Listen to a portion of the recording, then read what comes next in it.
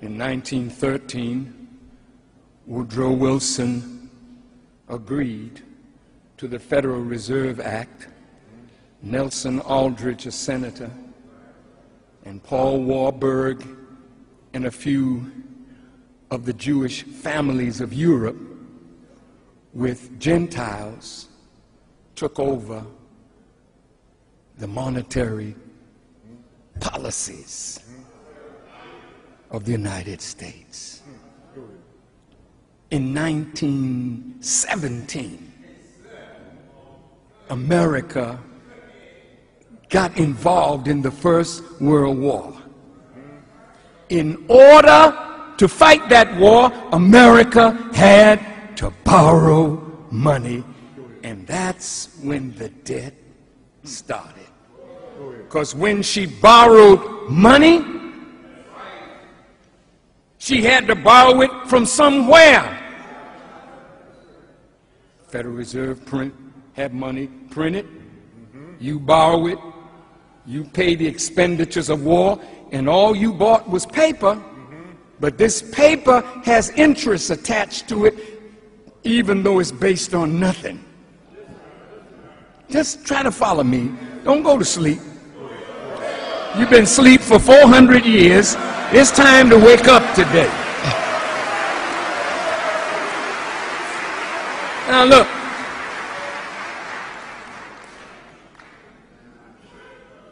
After World War I, the debt started climbing. They wanted to draw America into World War II. That was a European thing. Hitler and the boys. But in order for America to get involved in World War II in Europe, she had to borrow more money. The debt started escalating. Then Japan attacked. America borrowed more money. And the more money she borrowed, in 1933, America went off the gold standard. So there was nothing after 1933 to back this. So after that was nothing. And in 1971, it was completed. No more gold. And in the 70s, you could buy an ounce of gold for $35 an ounce. And I was with the Honorable Elijah Muhammad one day, and he pulled out a gold coin and put it on the table. And he said, in the future, this would be the medium of exchange. Because the paper will lose its value.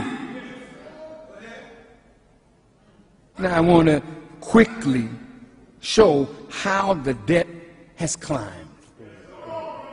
After World War II, the Korean War. Every time America went to war, she had to borrow money. There was a time when America would borrow money from her own citizens. We used to buy war bonds. We used to buy treasury bonds and securities that we would keep in a safe for our children.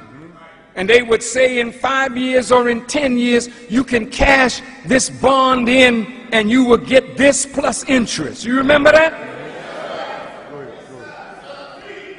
But today, 52% of America's burgeoning debt is owned by foreign governments. So it ain't no more that we could sell bonds to our citizens.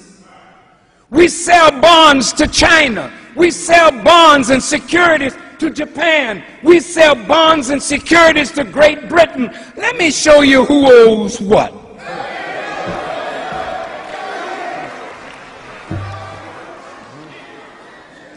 This kind of stuff is classroom stuff. But every time you come to this house, it'll be a classroom.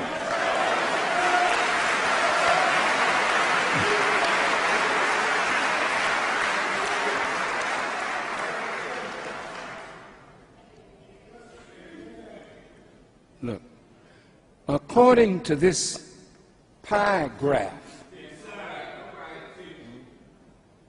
intragovernmental debt, $3,794,000,000,000.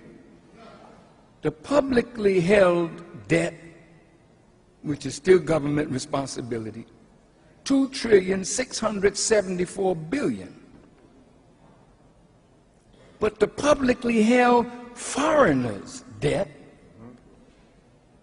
rather that America owes, is $2,240,000,000,000. The Japanese have bought up $649 billion of American bonds and securities, plus they have $1.2 trillion in foreign currency reserves. The largest currency reserves in the world is in China. You see why America would jump on Cuba, a communist country 90 miles away, and talk sweet to China, a communist country? Because China got America by the testicles.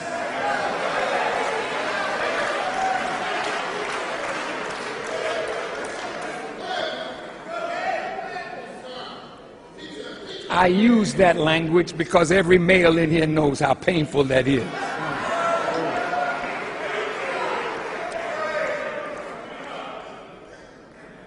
The Chinese in bonds and securities, $354 billion. The British, $249 billion. OPEC, that's the oil producing countries, $102 billion. Korea, $66 billion. Taiwan, $63 billion. The Caribbean banks, $63 billion.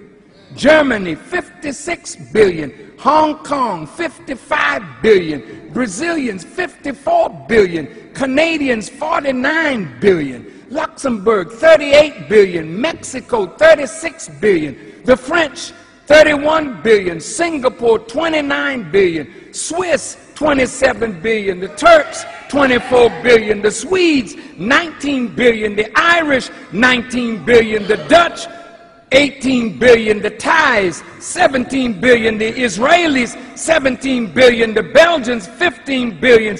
The Indians, $15 billion. The Italians, $14 billion. The Poles, $13 billion. And all others, $148 billion.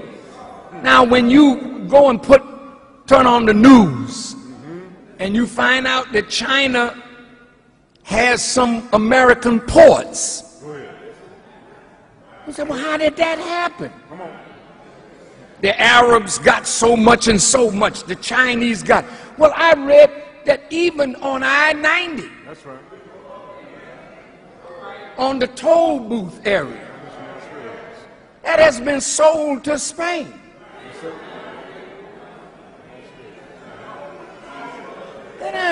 Wait. When America owes all this money all over the world, she's the largest borrower of all the nations in the earth almost combined. Look at this now. When you owe a lot of money, sometimes in order to get some money back to pay your liabilities, you sell off your assets.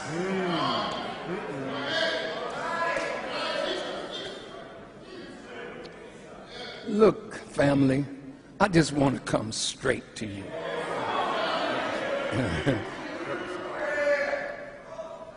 The aggregate wealth or worth of 3,000 by 2,000 miles, continental United States of America, is $41 to $50 trillion. All the federal buildings that are in America and all over the world are $1.26 trillion.